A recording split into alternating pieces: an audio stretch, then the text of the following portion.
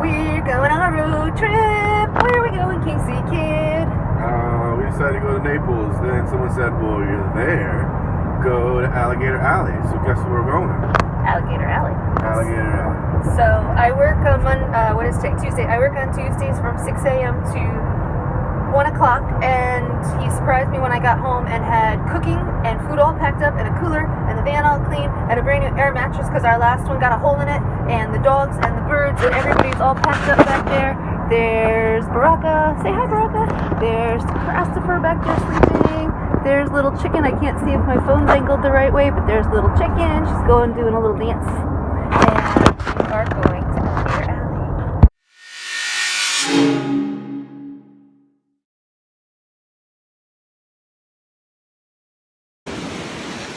All right. We just got done here watching the sunset at the beach. Some pretty amazing houses. You can see that. Not ours. Nope. There's Jen the hen.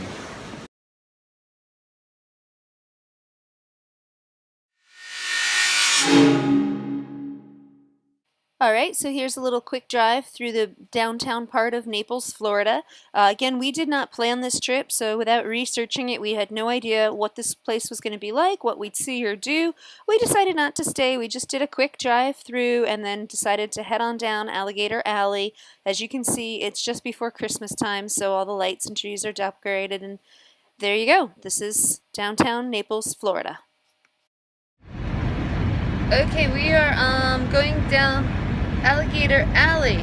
Insert map here, Naples, Florida to Fort Lauderdale, Florida on Alligator Alley. And Casey's making a disco light on my face. We're in the van.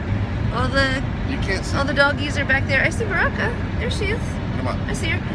But the bad news is you're not going to be able to see it over here, but the window is broken. It fell down and it went bonk and it went into the door, and it's taped back up right now with Velcro tape because that's the only thing we had.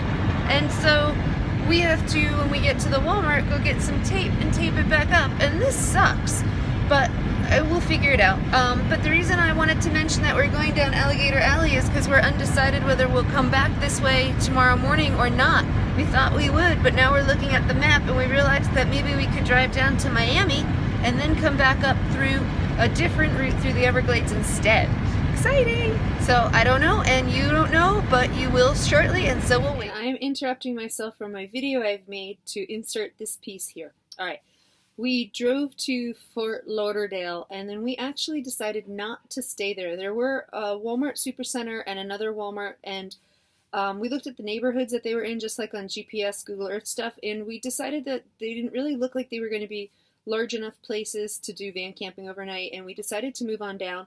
Plus, since we were making good time through Alligator Alley and with the whole window and everything like that, we wanted to just kind of maybe get a little closer to our destination.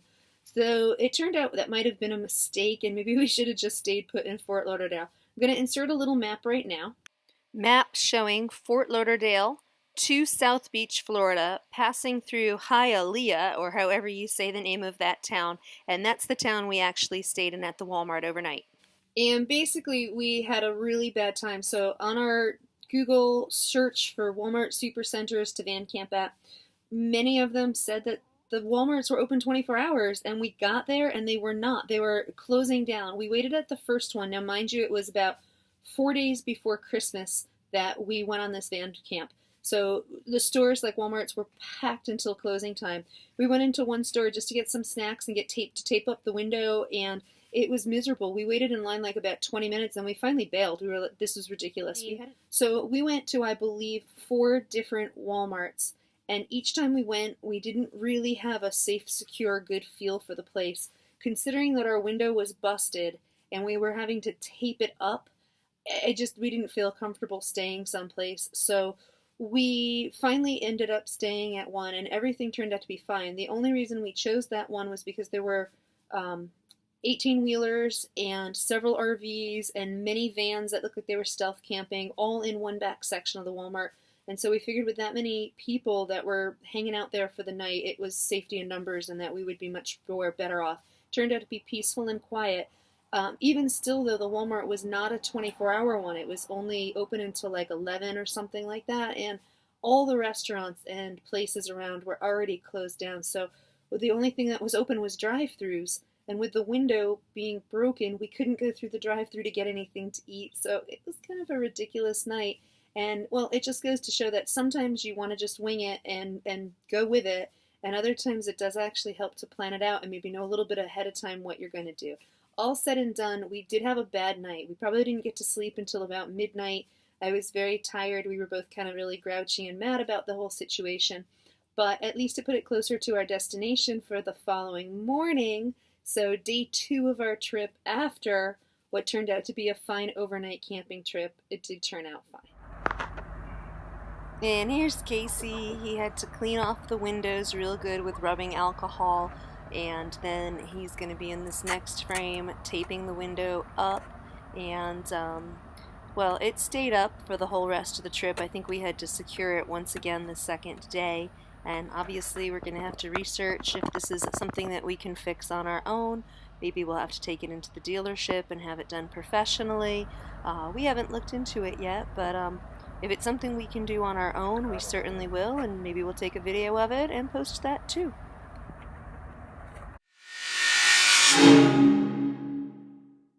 So here we go, day 2. We woke up in that town, Haileah, or however you say it, and we drove down to South Beach, Florida, and then through Miami as we headed over towards the Everglades. So not having driven around this part before, we didn't know what to expect. We hadn't researched it.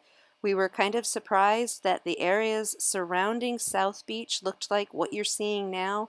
We didn't expect it to kind of look this way, but there you go. Now we are actually approaching downtown South Beach, and then it starts to get nicer. And of course, we had to take some photos of all the Art Deco and everything you'll see in a little bit. This is some train system, the Omni, that runs up overhead, and that thing was really cool. And when we got to the end of the tip of the South Beach area, we parked. This is the park down there. It was gorgeous, so cool in its layout and design, so contemporary, and just such a nice outdoor public space. The water and the beach was phenomenal, but it's 10 degrees warmer down there, and the water is so much bluer, and that's even considering it was a foggy day. And, oh, in any case, I would have liked to have had a bathing suit and spend some more time down there and actually swim. But onwards, we have Everglades to still travel through left today. Waves or something. Even bluer than in Deer. Alright, so after we get through these last photos of the South Beach area, I'm going to take you out with a little photo reel of some of the Art Deco. Now, I thought the colors would be brighter and more vivid. Looking back at them, I think it was just because it was an overcast, foggy day. If you don't like Art Deco architecture, you can stop the video now, but hopefully you'll enjoy the next 90 seconds of Art Deco architecture in South Beach, Florida.